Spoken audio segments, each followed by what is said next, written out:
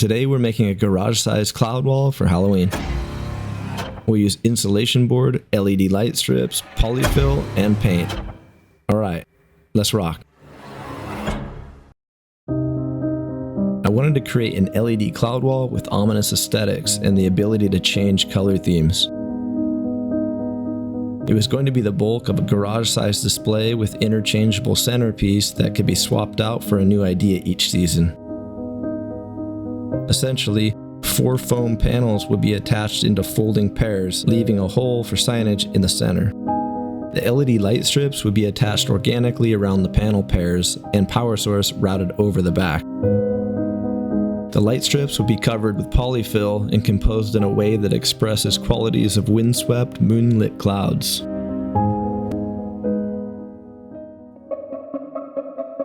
To start, I measured the outside opening of the garage and transposed that measurement to a rough mock-up using 4 vertical insulation foam board panels to make the majority of the display, with a 5th panel turned horizontally for the sign. My intent was to understand the most efficient use of panels available at the hardware store while covering the garage, and also to identify the maximum size of a removable signage piece to design with. I assembled a gym mat that works well as a portable cutting surface, measured and cut the vertical panels out of a larger piece of insulation foam board using a T-square and a utility knife. I brought 1 panel outside to check the fit before cutting the remainder. The 2 left and right pairs were taped together and set up like A-frames so they could be painted easier with generic exterior satin black paint using a roller nap made for smooth surfaces. I checked the full composite of all 4 vertical panels outside against the actual garage door opening and then brought it back in.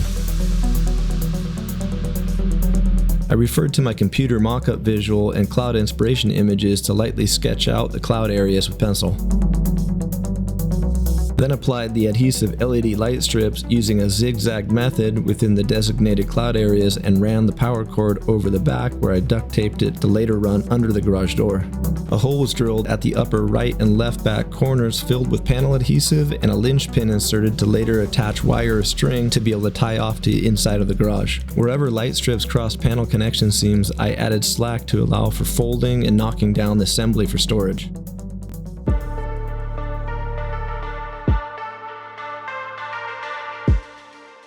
Now that the entire wall was marked out with the composition and light strips applied, it was time to create clouds by spraying sections with adhesive and pushing handfuls of polyfill on top.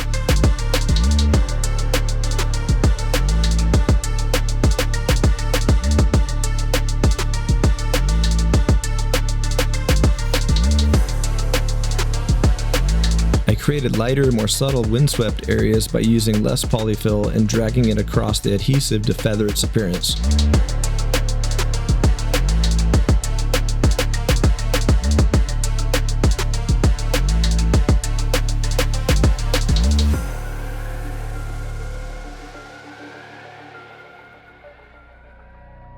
Once the entire composition of clouds was finished, I turned off the garage lights and turned on the LEDs so that it was easier to evaluate which areas needed more polyfill.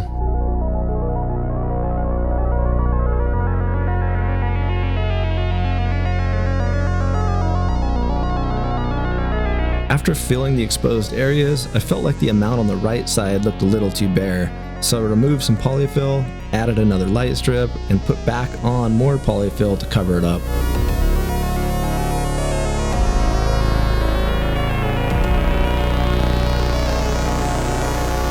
I moved the piece outside, duct taped it to the exterior garage door in a few areas, secured the upper corners to the interior garage door frame, and assembled the removable sign to view the final piece.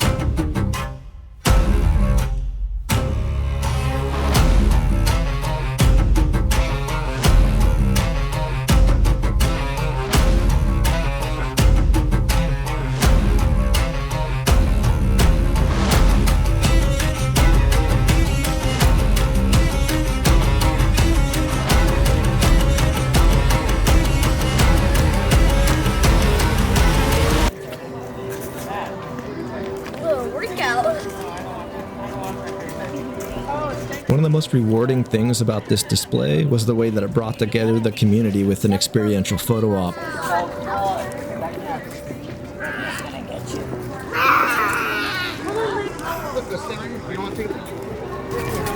Eat dark. Eat dark. Take a picture.